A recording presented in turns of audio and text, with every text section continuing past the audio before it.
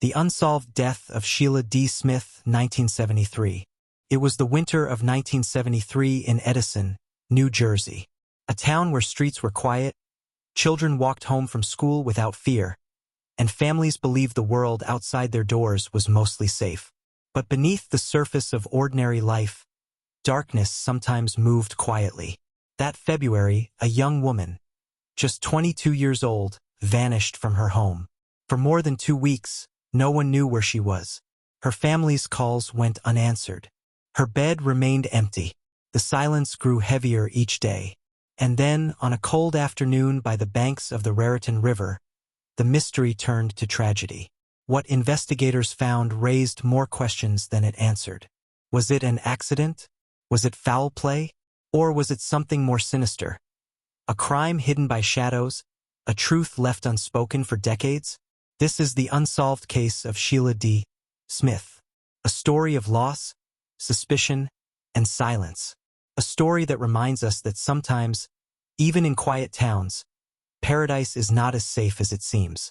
To understand Sheila's story, we must begin with her world. Edison, New Jersey, in the early 1970s was a growing suburban community. Located in Middlesex County, not far from New Brunswick, the town carried both the weight of its industrial past and the optimism of middle-class families seeking stability. Rows of modest homes lined quiet streets. Shopping centers began to rise. The hum of American life in the post-war years was strong. But the 1970s were also a time of change and tension in the United States. The Vietnam War was nearing its bloody end. Watergate loomed, shaking public trust in institutions. Crime rates nationwide were rising, with fear of violence spreading from cities into suburban towns. Mental health, addiction, and missing persons cases were rarely handled with urgency or empathy. In Edison, life was still quieter than nearby New York City. Families trusted their neighbors. Teenagers worked summer jobs. Young adults like Sheila tried to carve out a path toward independence. It was into this environment that Sheila lived her short, fragile life. Sheila D. Smith was just 22 years old in February of 1973. By all accounts, she was quiet, reserved, and lived a private life. Friends and acquaintances described her as someone who mostly kept to herself. She wasn't the kind of young woman who sought out attention or large crowds. She had graduated high school, taken jobs in her community, and worked to find her way forward. For a time, she worked at a hamburger stand in Edison, a place where teenagers and young adults gathered, flipping burgers and sharing laughter. Later, she found work at Maidenform Company, a well-known lingerie manufacturer, where many young women of the area sought employment. Her family life appeared ordinary. She lived with her mother at 37 Schuyler Drive, a modest address in Edison. It was there, inside the safety of her own home, that she was last seen alive. But Sheila also carried private struggles. At some point before her disappearance, she had been hospitalized for what was described only as a mental illness. The exact diagnosis was never publicly disclosed. She was prescribed medication, which she was supposed to be taking at the time of her death. Mental illness in the 1970s carried heavy stigma. Treatment options were limited. Medications often came with side effects that weighed down those already struggling. To the outside world, Sheila may have seemed quiet but stable. Inside, she may have battled storms few could see. Still, her life was ordinary. She went to work. She came home. She lived with her mother. Until one cold Sunday in February 1973, when everything changed. It was February 4th, 1973, a day like any other in Edison. The winter air was sharp, the skies pale gray. That day, Sheila left her home at 37 Schuyler Drive. Where she was going, no one could say for certain. What she intended to do remains unknown. She walked out the door and vanished. When she did not return home, her mother grew concerned. At first, perhaps there was hope. Maybe Sheila had gone to see a friend. Maybe she needed space. But as hours turned into days, worry became dread. Her mother reported her missing. But in 1973, missing adults were not always treated with urgency.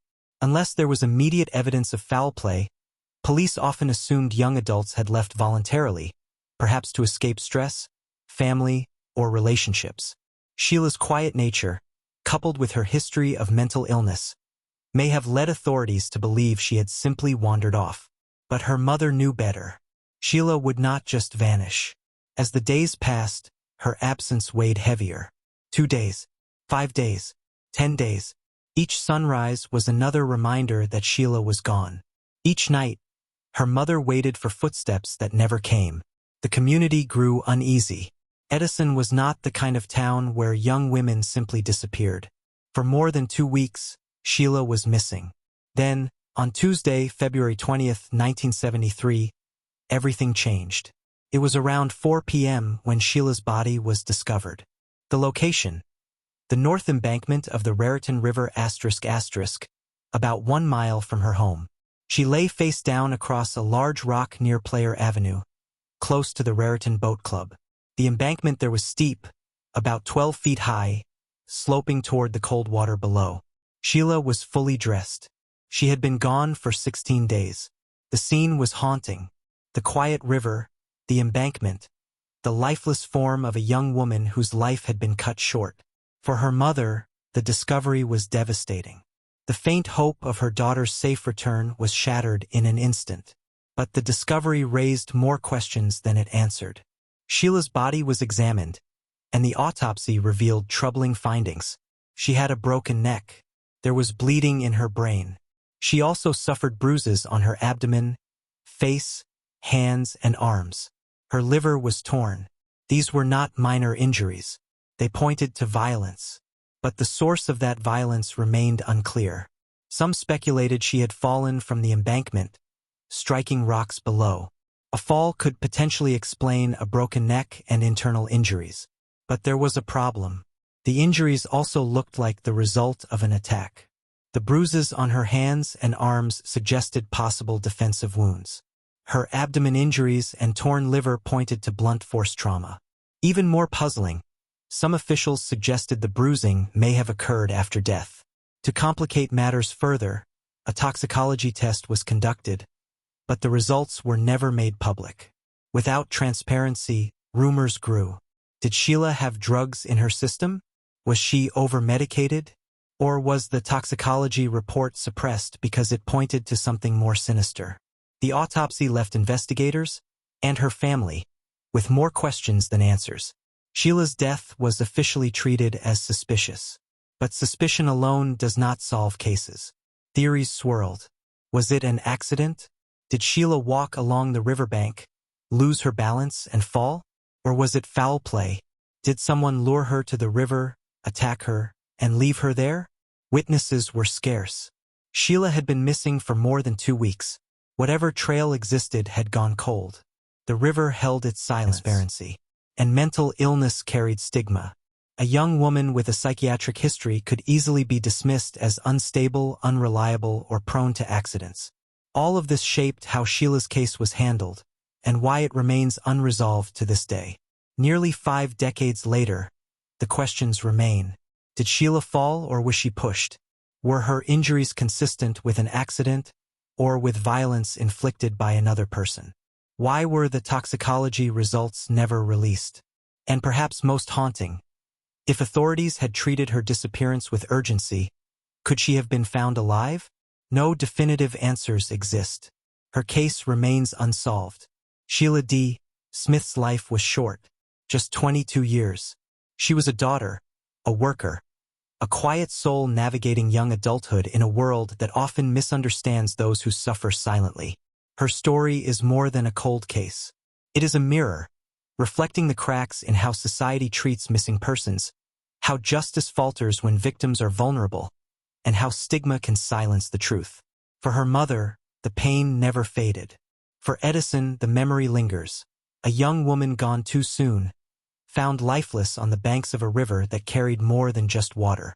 For us, her story endures as both tragedy and warning. Not every story ends with answers. Not every family receives justice. But memory itself can be a form of truth. By remembering Sheila D. Smith, by speaking her name, by telling her story, we honor her life and confront the failures that left her case unsolved. we are reminded that every disappearance matters. Every life matters.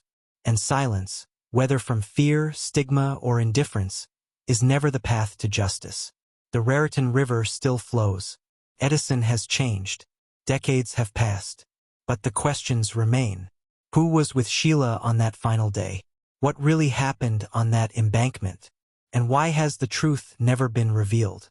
Until those answers are known, Sheila's story will remain what it is today, a haunting mystery, a cry for justice, and a reminder that even in places of safety, darkness can strike without warning.